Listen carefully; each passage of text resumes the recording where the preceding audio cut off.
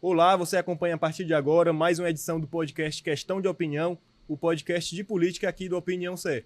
Meu nome é Felipe Barreto, sou repórter de política e estou aqui com Roberto Moreira, colunista do jornal, jornalista de política, super respeitado aqui no estado e nacionalmente. Roberto Moreira, seja bem-vindo. Obrigado aí pelos elogios. O importante aqui é o nosso convidado, esse é. A conversa hoje vai ser boa, hein, Roberto? A gente pode conversar sobre vários assuntos, porque estamos aqui hoje com o Vicente Cândido, um dos fundadores do PT, né? Foi deputado estadual por São Paulo, foi deputado federal, já foi vereador também, né? Dizem que o vereador é um dos cargos mais importantes da política porque está ali sempre junto à população, é advogado. Seja bem-vindo, Vicente. Obrigado, Felipe. Obrigado, Roberto. É um prazer muito grande participar aqui desse conceituado podcast.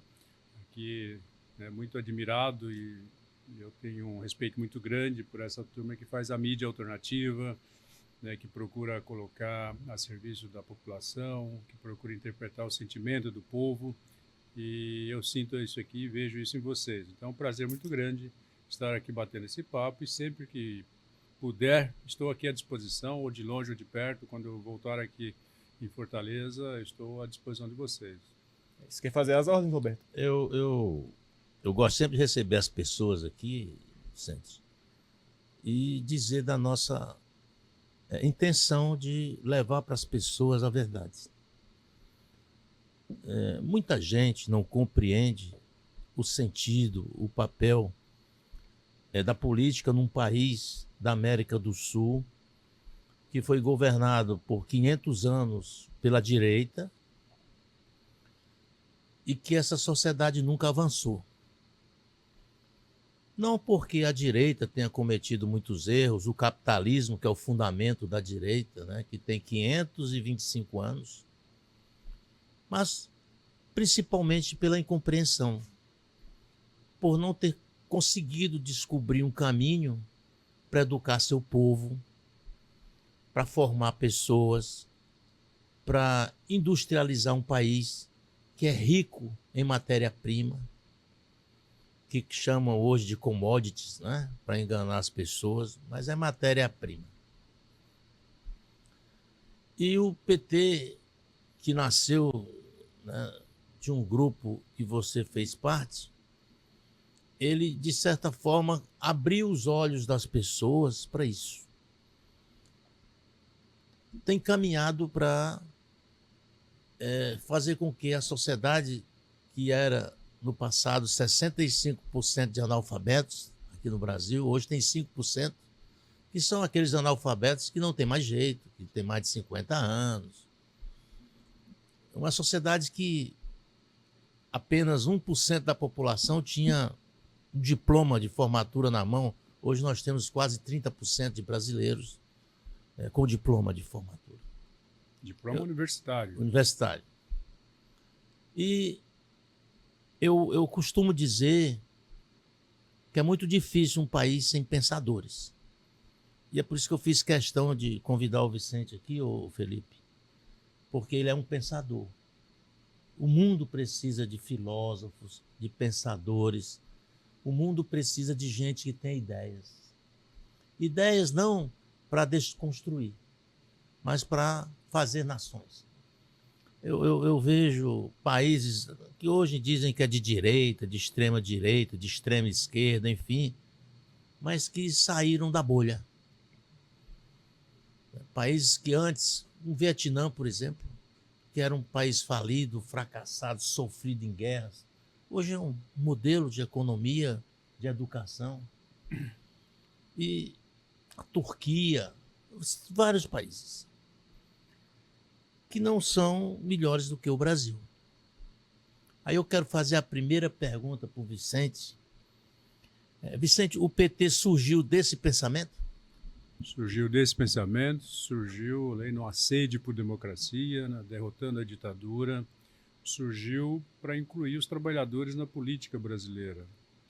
Você lembra que o lema do PT, na criação do PT, era terra, trabalho e liberdade.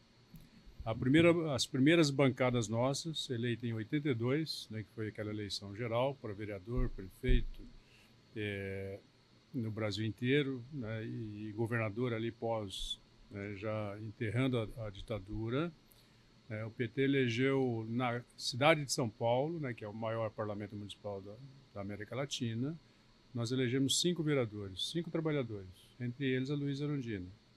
Eu me lembro, Roberto, que um vereador nosso, metalúrgico, né, eleito ali, João Carlos Alves, que morreu recentemente, ele fez uma homenagem aos moradores de rua lá no parlamento, da Câmara Municipal.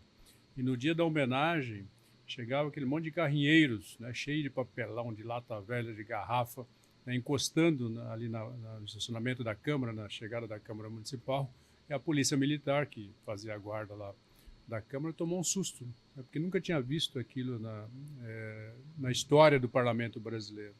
Né, e estava ali o PT, né, colhendo essas pessoas, né, que são invisíveis na rua, numa demonstração de que o PT chegou para mudar, para incluir trabalhadores na política brasileira. E assim foi a luta do Lula o tempo inteiro. Né?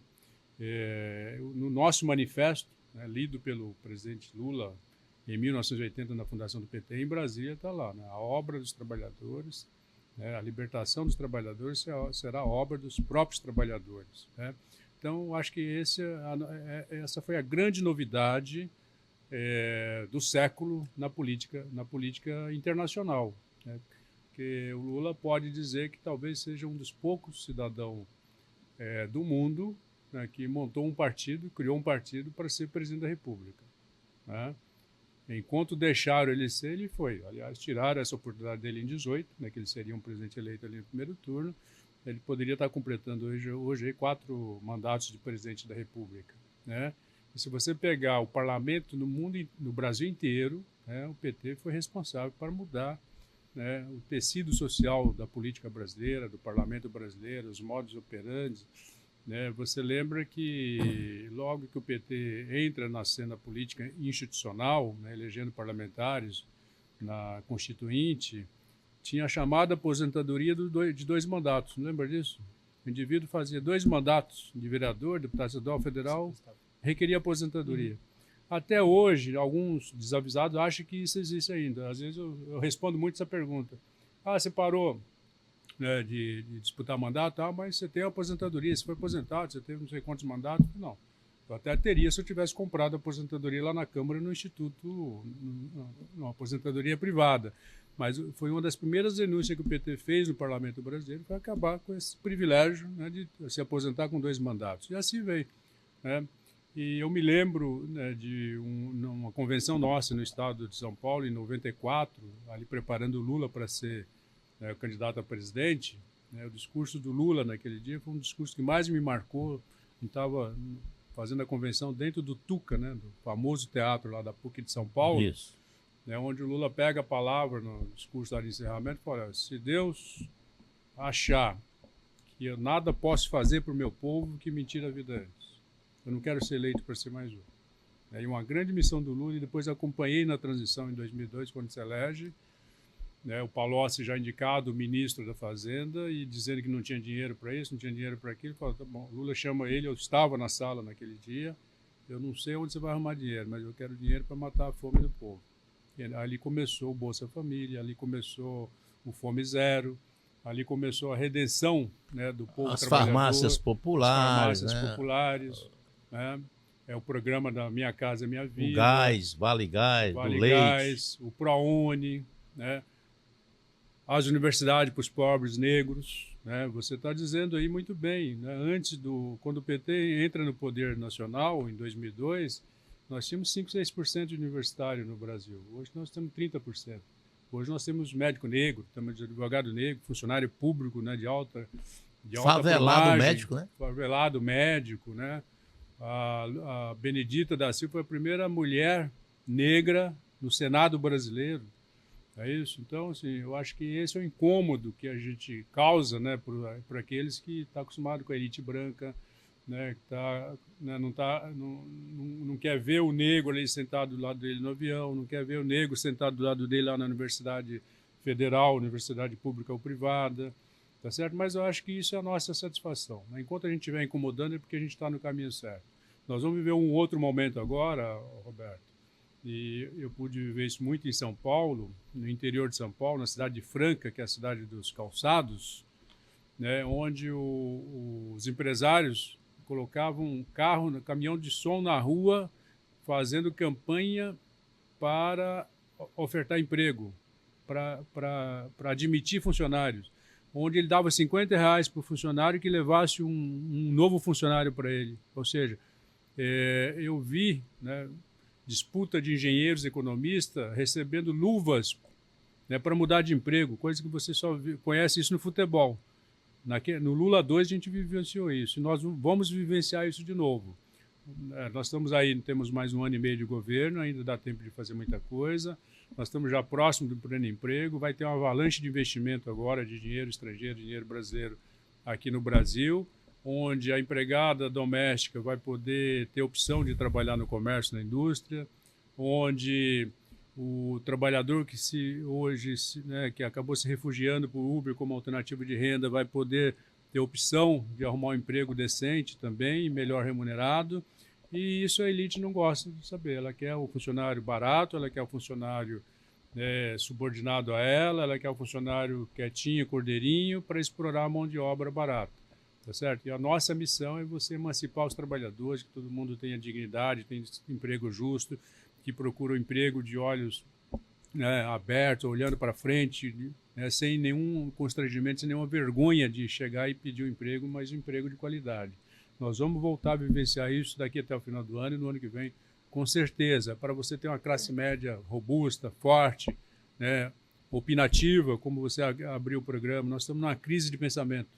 Nós não temos mais empresários fazendo os grandes debates, nós não temos mais intelectuais fazendo os grandes debates, nós não temos mais sindicalistas fazendo os grandes debates, né? A classe política nem se fala, né? Nós temos um Congresso Nacional hoje como o pior da nossa história, mas vamos fazer isso investindo muito na educação, investindo muito na dignidade do povo brasileiro, dos trabalhadores brasileiros, para que a gente possa conduzir esse país e essa grande potência econômica que está se emergindo no mundo. Vicente, antes de a gente partir para esses outros pontos que você citou agora no final da sua resposta, a gente vai falar aqui durante a entrevista, eu queria falar sobre algo que você comentou no início da sua resposta, que é sobre a relação do PT com os trabalhadores, né? O partido até hoje, com certeza, um dos que tem mais relação com as classes menos abastadas, né, da sociedade, mas tem se falado ultimamente de uma certa dificuldade em ampliar essa relação com os trabalhadores, as trabalhadoras, né? Isso eu não sei se tem muito a ver com o partido, da forma como o partido se comunica, mas também tem a ver com as redes sociais, né?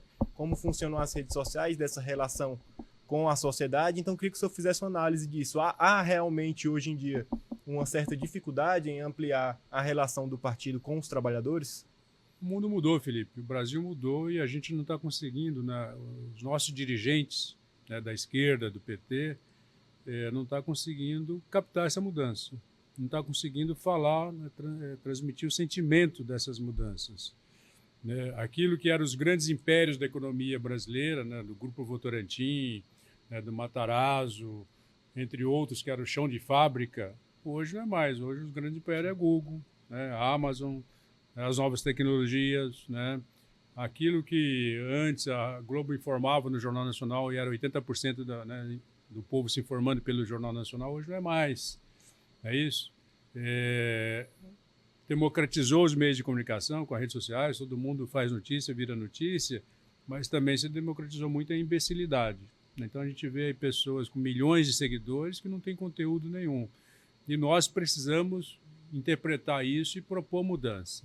E uma delas é dentro da sala de aula, né? E eu estou advogando isso, nós estamos fazendo um movimento lá na Zona Sul da capital de São Paulo, por escola de qualidade, escola onde a comunidade escolar ocupa a escola e faça o debate social em todos os sentidos, não só da química, do português, da matemática, que é importante para a formação da juventude, mas que seja uma escola aberta, institutos federais abertos, universidades federais abertas, tá certo? Para ser esse espaço do pensamento, de você perceber essas coisas. Olha, o mundo mudou, o Brasil mudou, não tem mais aquele sindicalismo combativo, até porque aquela luta que o Lula deflagrou no ABC, que fez o Lula presidente da República, não existe mais. O Lula, ele era presidente de um sindicato que tinha 180 mil trabalhadores na base, hoje tem 80 mil.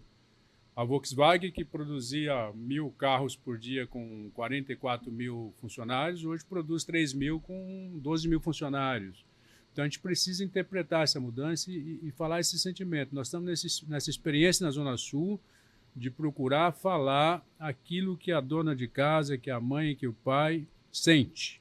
Nós fomos esse intérprete durante muitos anos, dentro da igreja, né, dentro da fábrica, dentro da escola, nós somos esse interlocutor. E a gente perdeu um pouco esse chão.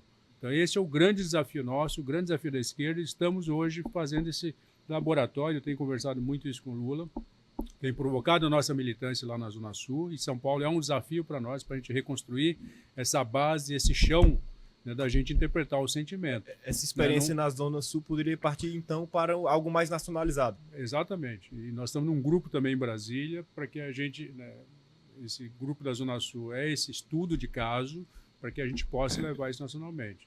Serve isso para o Ceará? Talvez não. Serve para a Bahia? Talvez não. Mas a gente procurar, pelo menos, né, ter alguns laboratórios para que a gente possa reconstruir nosso discurso. Você tem uma pergunta muito boa, muito oportuna. Esse é o nosso grande desafio. Mas estamos focados nisso. Nós vamos ter que decifrar isso. Doutor Vicente, há um pensamento, há um debate até, de que a esquerda perdeu a discussão a partir da ocupação da direita na internet. Ou seja, a internet seria um ambiente de comunicação da direita tendo derrotado a esquerda, o PT, que não se comunica bem. Essa é uma tese discutível, é compreendida pela esquerda, há uma forma de você ultrapassar esse pensamento a partir de movimentos como vocês estão criando em São Paulo para expandir pelo Brasil? Está perfeito, e é verdade isso. A direita ela tem ganhado o jogo, né, e num conteúdo muito deplorável, muito com as mentiras, com as fake news, né? E nós retraímos um pouco. Se você voltar lá no nosso nascimento do PT, da CUT, dos movimentos sociais, né, aguerrido, movimento social por urbanização da periferia, por melhor saúde, melhor transporte, né, por moradia, conselho, né, nós criamos vários conselhos no Brasil inteiro, né, de assistência social, da saúde, de habitação, né. Hoje tudo isso perdeu força, exatamente por causa dessa, né, vamos dizer, horizontalização da comunicação. Então nós estamos à busca desse novo momento, desse novo processo. Se você lembrar o nosso primeiro programa nacional, se você for aí no Google, você vai achar na internet, nosso primeiro programa nacional do PT em 83, a gente acabou de disputar a eleição, o Lula foi candidato a governador de São Paulo, teve 9,6% de votos, aí fizemos nosso primeiro programa nacional. Né? O nosso apresentador era o Lula, do programa, de 1 hora naquela época, o programa partidário. A Irene Ravache era a nossa âncora no programa, né? Deu um show nacional. No dia seguinte estava todo mundo elogiando, direita, esquerda. Aí durante uns 20 anos a gente foi campeão nessa maneira de comunicar. Por quê? Porque a gente conseguia comunicar o sentimento desses trabalhadores. Nós perdemos um pouco esse protagonismo, esse jeito de fazer. Aliás, eu vi ontem, né, alguém elogiando que é o Vali, né, que é aqui o reitor do Instituto Reitor do IFES, né? Ele, mais o Serra também, que é da área de comunicação. Olha, nesse episódio do IOF agora, o governo foi bem, o PT foi bem, conseguiu. E é esse grupo que nós estamos remontando, né, de descobrir qual é o melhor caminho para a gente fazer esse embate. Mas com conteúdo, com dignidade, com respeito, sem pagar com a mesma moeda aquilo que a direita faz contra a gente, de um monte de mentira, de um monte de inverdades. Tá certo? A gente quer fazer construindo a cidadania. E você vai perceber, a partir desse episódio agora do EOF, nós vamos ter vários outros dando a volta por cima, porque nós já estamos atrasados aí nessa tarefa de ter uma Felipe, comunicação. só para me complementar essa minha pergunta, Vicente, há uma tese também que eu acho interessante para vocês esclarecerem, na qual existe o pobre de direita hoje no Brasil, que é o pobre que está recebendo a promessa de que pilotar uma moto alugada e transportar pessoas ganhando 5, 6, 10 reais numa viagem, esse homem é um empreendedor que vai ter uma grande vida, um grande futuro. E esse formato de comunicação parece ser hoje predominante na internet, de que tais pessoas da favela, né, das comunidades, como hoje o PT nomina a antiga favela com comunidades por causa dos avanços, né? Hoje tem energia, água, saneamento básico, enfim. Isso é real? É real. Se você não leu, mas eu acho que você leu, mas se não leu, eu vou te dar de presente o livro do Gessé de Souza, Sim. Pobre de Direito. Pobre de Direito. Acabei de ler, acabei de fazer essa leitura, né, e sugiro para as pessoas que estão nos ouvindo, Felipe, se não leu, faz sentido, que ele entrevista esse pobre branco de direita no sul do país, entrevista o negro evangélico, nos ajudando a interpretar esse sentimento do empreendedorismo, né? Da vida mais fácil, eu não quero carteira assinada, eu não quero registro, eu não quero patrão, eu quero ser o dono da minha vida. É exatamente esse sentimento. E para isso, Roberto, nós estamos montando programas de investimento pesado nesse empreendedorismo, mas real, das pessoas poderem progredir com dignidade, com acesso a crédito barato, com acesso à tecnologia, e o presidente Lula vai lançar isso aí nos próximos dias, né? Fazendo essa leitura desse novo momento do Brasil. Então, você não tem mais os grandes chão de fábrica de milhões de trabalhadores, né? Hoje é a tecnologia, hoje são os impérios aí da tecnologia, e a gente precisa interpretar e o Estado poder dar oportunidade para essas pessoas, tá certo? E esse público sempre foi o nosso público que nos ancorou, né? Que nos elegeu.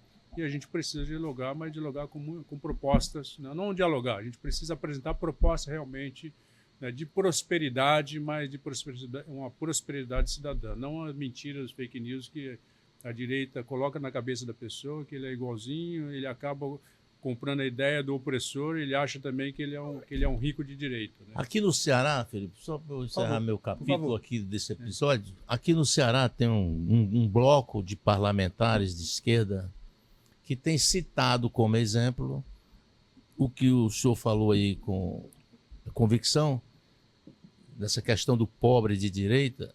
Ele tem uma moto, trabalha para a Uber não tem qualquer vínculo com ele de empregatício, de direitos, nada, a Google nem o conhece, e ele sofre um acidente e vai para o hospital aqui, onde tem mais 700 já internados, e esses 700 motoqueiros, motorista de aplicativo, motoqueiro de aplicativo, ele não consegue sair do hospital porque as fraturas impostas às pessoas de motocicleta, elas são muito mais graves do que quem está dentro do automóvel, e elas não têm qualquer cobertura social, né? Elas não têm o INSS, elas não têm um seguro, elas não têm nada pago. E esse paciente demora 2, 3, 4 anos para voltar à vida, quando consegue voltar. E nesse período a família fica passando necessidade, né? Ou tem que buscar trabalho para poder suprir a carência do líder da família que está internado ou em recuperação na fisioterapia, às custas do Estado, que ele se nega a contribuir. É possível reverter essa situação? Possível. Isso para nós é uma missão de vida. Eu acho que nós estamos na política para isso, e de abrir a cabeça dessa juventude, desses pais, né? E aí tem um dado importante, Roberto, que eu detectei agora nesse processo que nós estamos fazendo na Zona Sul de São Paulo, de fazer uma campanha por escola de qualidade, e nós precisamos subir a nossa régua, o que é essa escola de qualidade, porque o povo ainda tem, e fizemos uma pesquisa lá e o povo acaba aprovando a escola privada em detrimento da escola pública. A escola privada é boa, mas eu tenho amigos, né, de classe média em São Paulo que pagam 8, 10 mil reais por uma mensalidade na escola de primeiro grau, segundo grau, nos grandes colégios de São Paulo, né, onde, por exemplo, lá na Espanha, onde meu neto está morando em Barcelona, gasta lá 4 mil reais com escola integral de altíssima qualidade, com esporte, cultura, lazer, com estudo, né, do mundo inteiro. Com 6 aninhos estava estudando a África, por exemplo, uma escola muito mais barata, integral o período inteiro. Hoje, uma escola em São Paulo, dessas escolas, né, da elite, custa 6, 8, 10 mil reais, não é período integral, e olha lá o currículo, né, que é muito discutível. Então, o que eu percebi, e eu levei isso lá para o MEC, lá para o secretário executivo, para o Camilo, né, essa juventude fugiu da escola, se evadiu da escola, não quer saber da escola, que ele acha que ele pode progredir sem a escola. Então, assim, o governo vai ter que fazer, nós da sociedade civil, dos partidos políticos responsáveis, uma campanha para o retorno à escola dessa juventude. Toda vez que eu vejo um jovem, nessa situação que você está falando, né, que é lá motoboy, que trabalha sem proteção nenhuma, né, de vida, de calçado, de capacete, lá entregando, né, comida lá em São Paulo, né, de 18 anos, 17 anos, menores, inclusive 19 anos. E você vai lá e vê ele trabalhando, às vezes, de servente, de pedreiro, nada contra a profissão, toda a profissão é digna, à medida que, né, você precisa do trabalho, mas se você tem um jovem de 18, 19 anos trabalhando naquela situação, porque alguma coisa está errada no país. Né, porque não proporcionou e não possibilitou que ele se, né, progredisse dentro da educação.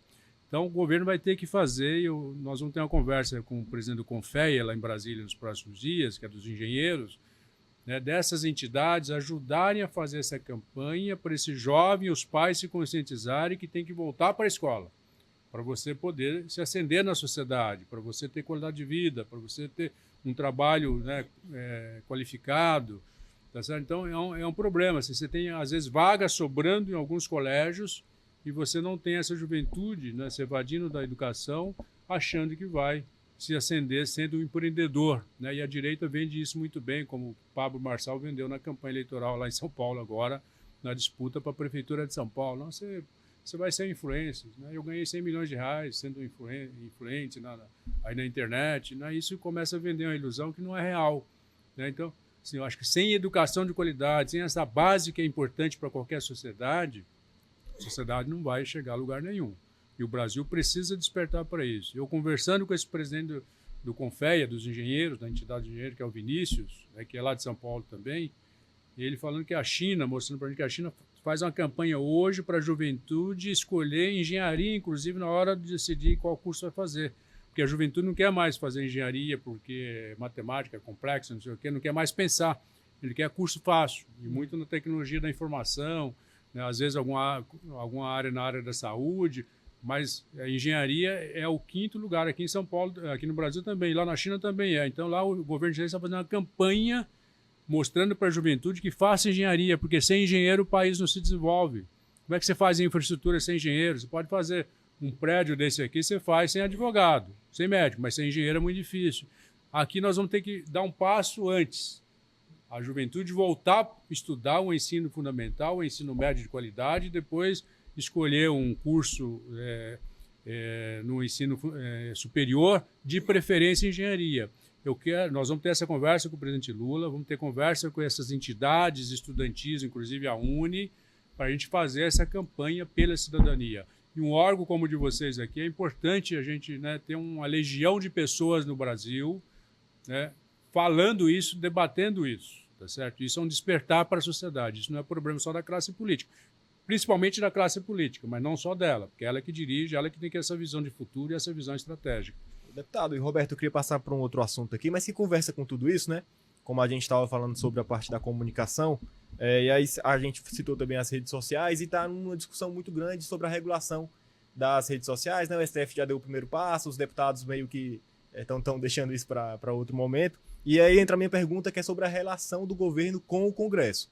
Né? Quando o Hugo Mota, essa relação não está fácil, né? A gente consegue ver isso. Quando o Hugo Mota e o Alcolumbre foram eleitos para o biênio, né? Agora se falava de uma relação próxima com o presidente Lula, mas o que a gente tem visto não é isso. E a minha impressão, o senhor pode opinar também, né? Se não concordar, é que quanto mais as eleições vão se aproximando, mais essa relação deve ser dificultada, né? Tem se falado que o Congresso está deixando o governo Lula sangrar, né? O termo que se usa. E aí eu queria saber da opinião do senhor sobre essa relação, né? O senhor acredita realmente que essa relação vai ficar ainda mais difícil com o passar das semanas, dos meses até as eleições? E tem como contornar essa situação? Felipe, dentro das anedotas da política, né, brasileira, e lá em Brasília, ao centro dessas anedotas, tem a máxima do Ulisses Guimarães, não sei se você já tem conhecimento dela, que onde o deputado chega para ele e fala: pô, doutor Ulisses, essa legislatura está muito difícil. E aí diz que ele vira para o deputado e fala: você não sabe a próxima. Ele acertou quase todas até agora. E essa é uma das mais difíceis. Né? A que eu saí em 18 já não era fácil, né? Que é a que fez impeachment da presidente Dilma. A 18, 22 já foi mais complicada do que a anterior, e essa é uma das mais complicadas. Né? O Brasil está vivendo um parlamentarismo, vamos dizer, às avessas. onde o parlamento só tem bônus e não tem o ônus, né? E por isso eu sou parlamentarista, como o presidente Lula também é. Lá em 93, Roberto, quando você deve ter votado lá no plebiscito, né, da revisão constitucional, né, o PT votou pelo parlamentarismo, né, que eu acho que é um modelo mais democrático, onde você envolve, dá responsabilidade. Você vê o debate lá na Espanha, em Portugal, na França, que é o semipresidencialismo, né?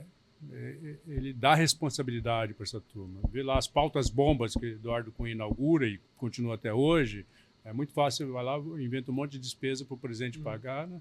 E você não tem responsabilidade nenhuma com isso, né? Quem está mandando no orçamento da República hoje é o parlamento, com as emendas impositivas, com as emendas de bancada, com as emendas daquilo, dali. Ou seja, assim, tem um cenário que deve piorar, né? Vai se aproximando das eleições, né? Cada um vai procurando o seu caminho. Mas eu quero acreditar num outro cenário, onde vai melhorar a posição do presidente Lula, vai melhorar as políticas públicas, vai chegar no final do ano, começando o ano que vem, numa situação melhor nas pesquisas, né? E aí sim você diminui o poder do Congresso, né? Aí o Congresso não é tudo. Na hora do embate da eleição, não é esse Congresso que vai definir as eleições, vai ser o povo brasileiro reconhecendo aquilo que o PT fez, aquilo que o presidente Lula vai estar fazendo pelo terceiro mandato. Eu estou confiante nessa posição, que a gente pode chegar em 26, fazendo um debate com muito mais clareza para a população, inclusive controlando as redes sociais, né, controlando, né, aquele mau uso das redes sociais que a gente tem que fazer, né, e dentro disso, por exemplo, né, essa proibição do uso de celular nas escolas, como é na Europa, de você não permitir que a molecadinha de 10, 12 anos tenha celular, é um desrespeito ao professor você usar celular dentro da sala de aula, e assim vai. Eu acho que a sociedade começa a perceber, né, que ela tem uma arma perigosa na mão, se você não souber usar. Mas se você usar para o bem, tudo bem. Eu acho que o Brasil vai caminhar nesse sentido. A direita não gosta disso, porque ela usa esse instrumento para o mal, para a manipulação, né? E a gente tem que fazer esse contraponto. Mas eu acho que nós vamos chegar numa situação ano que vem, né, do pleno emprego, de algumas marcas dentro do governo, de investimento aí para o pequeno empresário, empreendedorismo, de fazer uma campanha de volta à escola com qualidade, e aí sim a gente diminui o tamanho desse Congresso, que ele não pode crescer mais, não pode prosperar, porque pode colocar o Brasil numa situação muito mais difícil do que a gente viveu nos últimos anos. Doutor Vicente, há uma coisa no Brasil que se tornou mais evidente agora com a internet e o campo da direita ocupando esse espaço, que é a briga da Faria Lima e dos banqueiros com o PT, que naturalmente atinge o governo. Você acha que chegou a hora de esclarecer como é essa relação, por que ela é difícil, por que não se chega a um consenso? Nós estamos vendo aí o último episódio, o Roberto Campos, que criou o juro de 15%, né, contra uma economia que está no pleno emprego, que está gerando riqueza, o maior PIB, tem números que mostram que o Brasil não era para ter esse juro, segundo o senador Cid Gomes, né, que propôs... Assisti o podcast dele. Pois é, que propôs que o presidente do Banco Central fique fora do mercado privado pelo mesmo tempo que ele passou no Banco Central, né? Isso quer dizer, em outras palavras, que ele trabalhou para a Faria Lima e trabalhou para os banqueiros, porque 15% de juros é um rendimento fantástico para quem não trabalha, para quem é só especulador. O senhor acha que vai ter condições de se esclarecer isso? Tem. O episódio do IOF já ajudou a colocar essa fratura exposta. Isso é muito bom. Você abre aqui um tema, Roberto, que acho que precisaria de um outro programa, né, que ele é importante, né, para a gente fazer esse povo entender a financiarização do Brasil. O Brasil é escravo dessa dívida pública já há muitos anos. Vamos lá, pegando a partir de Fernando Henrique, para a gente não retroagir, não precisa retroagir tanto. Fernando Henrique, quando assume o governo em 95, ele assume com 60 bilhões de dívida pública. Paga juros, paga um monte de coisa, devolve para o Lula, em 2002, com 800 bilhões de reais de dívida pública. O Lula paga juros, tenta amortizar, mas não consegue amortizar, entrega para Dilma 1,5 trilhão de reais de dívida pública. A Dilma entrega para o Temer 3,3 trilhões de dívida pública pagando juros. Pagando juros.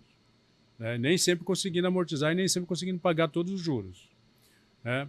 O Temer entrega para o Bolsonaro 5 trilhões e meio de dívida pública. Hoje está em 7,4, 7,5 trilhões de dívida pública, uma dívida corrigida de 15% a 17% ao ano. Esse ano o Lula tem que pagar 1 trilhão e 100 bilhões de reais de dívida só de juros, que é o chamado serviço da dívida, não vai conseguir pagar. Ou seja, o Brasil trabalha para a chamada Faria Lima. O Tesouro Nacional faz leilão toda semana, 2 vezes por semana, e tem que renovar 140 bilhões de reais por mês. A Faria Lima não aceita título acima de 6 anos de prazo de vencimento. O prazo médio de vencimento dessa dívida pública é de 3 anos e 8 meses, ou seja, o Lula administra uma padaria falida. E mesmo assim está dando conta de aumentar a renda dos trabalhadores, de investir na saúde, na educação, está dando conta de fazer a projeção de crescimento esse ano, apesar dos juros a 15%, né, está projetado para crescer esse ano 5%, 6%, né, durante um ano de maior juros da nossa dívida. Mas estamos construindo alternativas. Eu espero que daqui a alguns dias, alguns meses, o Lula possa anunciar medidas onde realmente ele coloca o banqueiro da Faria Lima no seu devido lugar. Minha filha mora na Espanha, como eu já falei aqui no começo do programa, mora em Barcelona. Ela está lá buscando financiamento para comprar um apartamento. Sabe quanto que é o juros anual lá em Barcelona, na Espanha, para casa própria? 2%. Aqui é 14% e bem capaz você chega lá não tem dinheiro disponível, 14%. Isso era 14% antes dos juros a 15% aí da Selic, ao ano, né? Você vai aqui no BNB, que é um banco estatal, né, nacional do governo federal, os juros por pequeno empresário, microempresário, é 2%, 3% ao mês.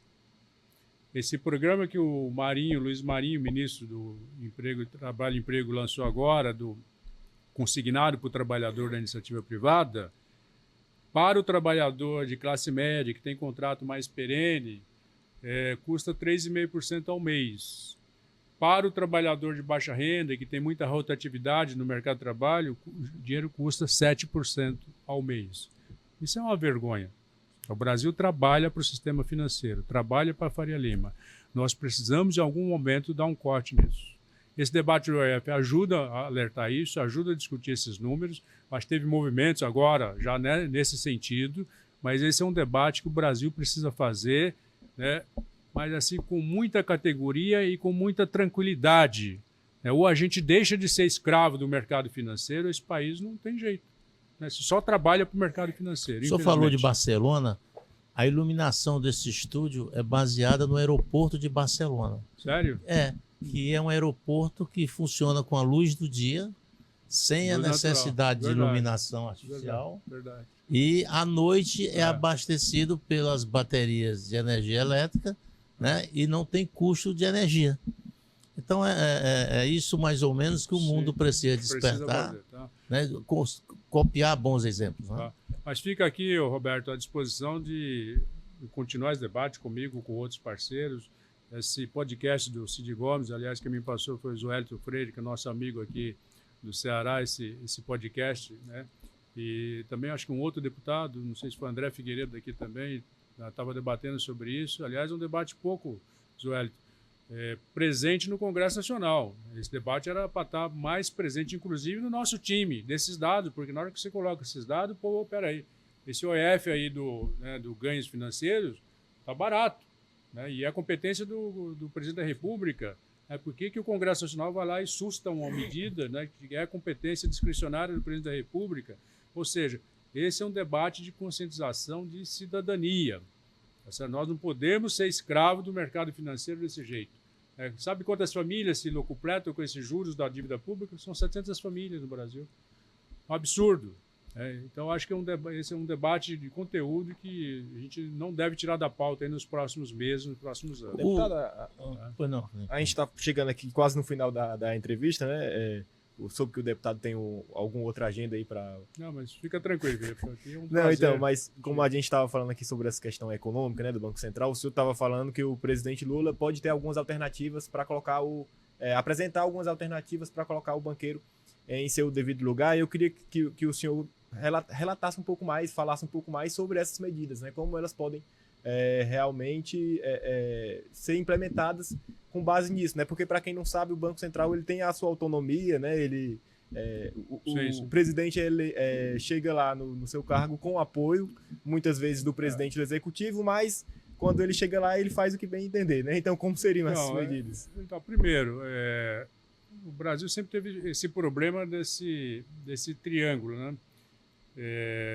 Começa a crescer, tem que aumentar juros para segurar o crescimento.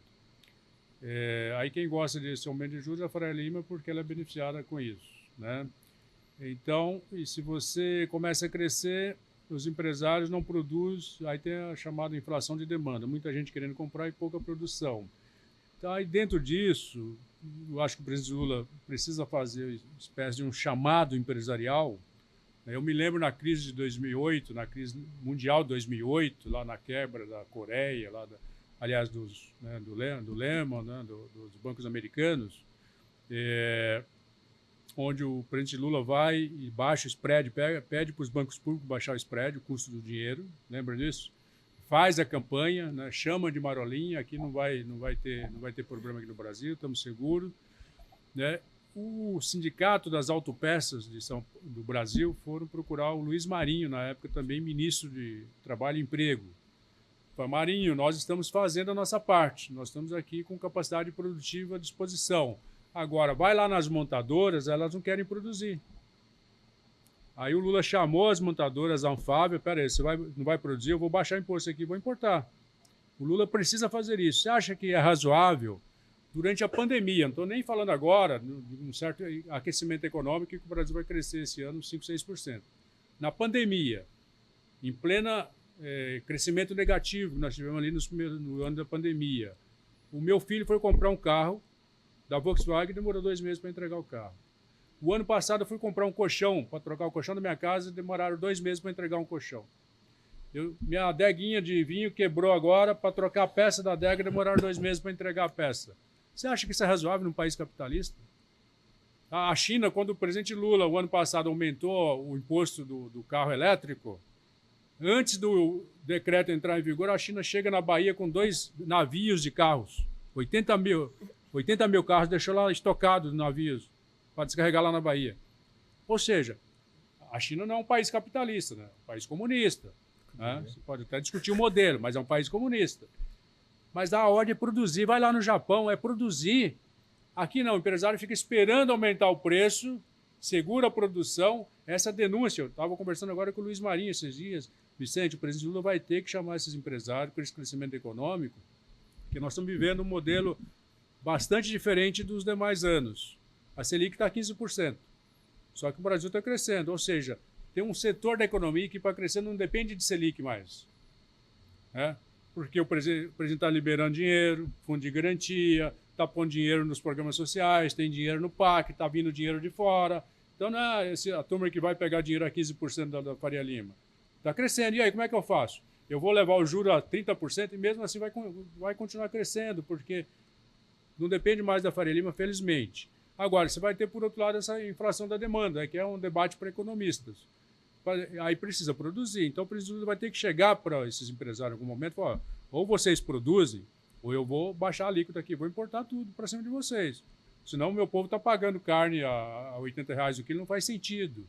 Uma outra coisa, Felipe, que também te tirou da pauta, mas aqui na nossa geração, você, né, eu, Roberto, aqui, os velhos, numa outra geração, que a gente viveu a época das cotas de importação. Né? O Fernando Pimentel era ministro de Comércio Exterior da Dilma. Ele foi para o México negociar cotas de importação de veículos nossos. O México, não, eu vou comprar, mas eu vou comprar uma quantidade, porque eu tenho a minha produção aqui também, que eu tenho que preservar. Você acha justo a gente vender toda a nossa carne para a China e o povo brasileiro ficar pagando a carne a R$100 o quilo? Não faz sentido. Ou você aumenta a tua produção para você suprir o mercado interno com dignidade e poder exportar o excedente, ou você também institui cotas. A gente precisa parar de tomar esses medos, tá certo? Mas, de qualquer forma, a gente precisa imprimir uma outra cultura no empresariado brasileiro. É produzir. Ah, se quer exportar, então produza. Porque primeiro precisa abastecer o mercado interno com dignidade. Você acha razoável um quilo de carne, quer ser de frango, de qualquer outra, né, ou de feijão, de arroz, no Brasil custar o que custa hoje, né? A alimentação no Brasil tem que ser igual a gasolina na Venezuela, tem que ser quase de graça, deveria ser pelo menos. É um país que tem né, as terras produtivas que temos, né? O agronegócio faz a grande diferença na nossa balança comercial. Isso é bom, legal, né? 50, 60 bilhões de saldo na balança comercial. Mas a custa de quê? Está muito centralizada a produção, a gente precisa aumentar a produção da agricultura familiar, que produz e vai vender lá na cidadezinha, no rincões do Brasil, e vai vender barato, sem intermediário, e precisa produzir também para exportar. O Brasil tem uma responsabilidade social, inclusive, com o mundo. O Brasil hoje produz 20% a 30% do que o mundo consome, e a gente tem capacidade de produzir a metade do que o mundo consome. Se tem algum país que pode ajudar a acabar com a fome no mundo, é o Brasil. Nós temos essa responsabilidade. Mas também não pode ser em detrimento do preço na mesa do povo brasileiro. Eu queria complementar esse seu comentário. Nós somos de outra geração, né? Mas não é tão assim também, né? É mais ou menos. Essa experiência acumulada só, né? Eu entrevistei muitas vezes o Brizola quando eu trabalhava na RBS, lá no Sul. E o Brizola dizia que o Brasil não tem empresário. Tem pessoas que têm registro na junta comercial e que vivem do Estado, através de subsídios do governo, através de incentivos fiscais, né? E de próprios empréstimos graciosos, né? Zona que Franca de muitas Manaus. vezes não são aplicados. Ele dizia até, nós temos que serrar o pé dessa mesa, né? A frase do Brizola. E parece que esse cenário não mudou muito. Não mudou muito. O Ciro Gomes, que era um crítico da direita, agora está caminhando para a direita. O Ciro dizia que o Brasil deixou de produzir, como o senhor está falando. Que o Brasil não fabrica uma maca para um hospital, uma cama hospitalar, um colchão, o remédio. Tudo vem da China, tudo vem dos Estados Unidos e de outros países. Chegou a hora também dessa sentada na mesa e tirar a muleta do empresário? Eu vou aproveitar até resgatar aqui uma pergunta que o Felipe, eu acho que eu não respondi completa. Qual vai ser a mudança, o que está aí no bolso do colete do presidente para resolver essa questão da dívida, financiamento da economia, a dívida pública. Felipe, em junho do ano passado, eu fui contratado para ajudar a organizar o evento do Fundo Soberano da Arábia Saudita no Rio de Janeiro, no Copacabana Palace, durante uma semana e tal. E a minha função ali era colocar o governo dentro do evento, discutir os projetos importantes. E naquela semana o dólar bateu 5,40, foi um recorde e tal. O Haddad ficou estressado, ele até não foi no evento, aí foi o Galípolo. E o Galípolo chegou lá, eu coloquei ele lá na bilateral do presidente Lula com o presidente do fundo, que é o OASI. E já ali eu falei, Vicente, vamos conversar com a Arábia Saudita para ver se ela compra um pouco de títulos nossos da dívida pública, né, até para mostrar para a Faria Lima que a gente tem alternativa.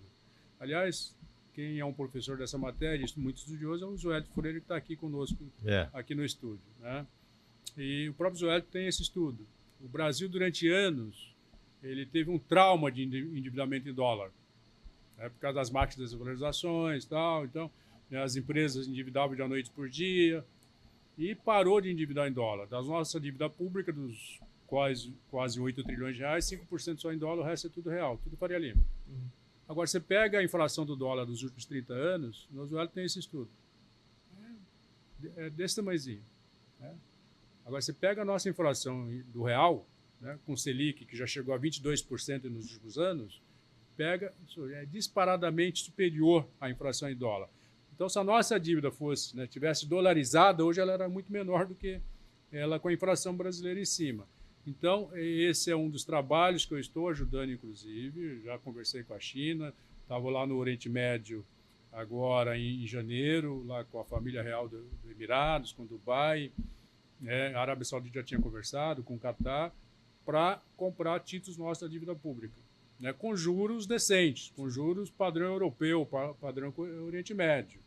Com esses juros aqui não faz sentido. Então, essa é uma das frentes que nós estamos trabalhando. Isso está indo bem, tá certo? Isso vai ajudar a alargar a nossa dívida, alongar a dívida Aí, e no baixar caso, o custo da não dívida. teria necessidade do spread, né? Do risco. Né? Exatamente, tá certo? Então, esse é um ponto que está na pauta e o governo está trabalhando, e eu estou acompanhando e ajudando também de alguma forma. Agora, o Roberto levanta essa outra questão aqui dos empresários, né? Roberto, assim, dentre as nossas tarefas todas é criar uma nova classe empresarial, cidadã, né? Até fazendo jus em homenagem ao Leonel Brizola, que era muito crítico, né? Ele usava uma outra expressão, né, dos banqueiros, né? Se é bom para eles, não é bom para nós, tá certo? Então, tudo que ele, né, via o movimento da economia, falava, se é bom para ele, não é bom para nós, né? Mas isso é um problema cultural, né, que nós temos que aprender a fazer esse debate, né? E a esquerda ela tem um pouco de dificuldade, porque como a esquerda é muito oriunda dos movimentos populares, sociais, né, ela não tem muito esses quadros do mercado financeiro dentro dela, né, dos poucos que podem existir que interpretassem melhor essa linguagem nossa, mas o presidente Lula é muito perspicaz nisso. Né, ele está fazendo essa leitura e está com uma visão muito crítica. Eu acho que ele vai ajudar a fazer esse chamamento dessa nova classe empresarial que tenha compromisso com a cidadania, né, que aprende a ganhar pouco sobre muito, não muito sobre pouco, né, de aprender a produzir, né, produzindo que você vai ganhar. Eu acho que isso tem que entrar dentro do banco escolar. Para encerrar minha participação em cima disso... Para encerrar o podcast também. O Banco do Nordeste, por exemplo, tem estudos que tem empresas aqui na região que tem há 50 anos a muleta, ou 50 anos de incentivo estabelecida no Ceará ou em Pernambuco. Quer dizer que uma empresa precisa de tantos anos assim, ela já formando bilionários? Você viu agora, o Haddad ele lançou mão do IOF porque, negociando lá com os presidentes Alcolumbre e com o presidente Hugo Mota, ele apresentou a alternativa da medida provisória de cortar 10% linear dos 800 bilhões de incentivo para as empresas, né? Só que também não andou. Aí ele lançou a mão do IOF, tá certo? 800 bilhões, Roberto. 800 bilhões. Você pegar isso, olha, é o orçamento do MEC durante quase 6 anos, é o orçamento da saúde durante 6 anos, tá certo? Ou seja, é muito dinheiro concentrado na mão dos empresários e ainda reclamam do Estado brasileiro. E ainda reclamam do governo brasileiro quando ele vai matar a fome do pobre, quando ele vai investir na transposição de São Francisco, quando ele vai investir na educação de qualidade para todo mundo. Aí fica reclamando do governo. Para encerrar também, eu acho que nós já estudamos aqui nosso tempo todo, eu fui do Conselho Econômico da Fiesp durante um período, agora estou no Conselho Jurídico da Fiesp, né, a Federação das Indústrias de São Paulo, e na época tinha o Delfim Neto como coordenador, que sabe toda a capacidade dele, inclusive da brincadeira, né, sempre muito leve, e participava lá também o Luiz Nassif, né, que tem também aqui um blog como vocês. E a gente ficava lá fazendo debate, e eu me lembro, né, que tinha um empresário que o Lula acaba de lançar ali o Bolsa Família, o Fome Zero, e o empresário reclamando. Vai gastar muito dinheiro, isso aqui é muita despesa para o Estado, né, só vai aumentar a despesa. Aí o Luiz Nassif pega, estou vendo esse Rolex aqui no teu braço, empresário. O Bolsa Família é para essa pessoa não roubar teu Rolex na rua. O Bolsa Família é para eu comprar emprego, ele era dono de uma fábrica de biscoito. O Bolsa Família é para comprar biscoito na tua fábrica para você poder comprar o Rolex. Tá certo? Então as pessoas têm que começar a raciocinar. Tá certo?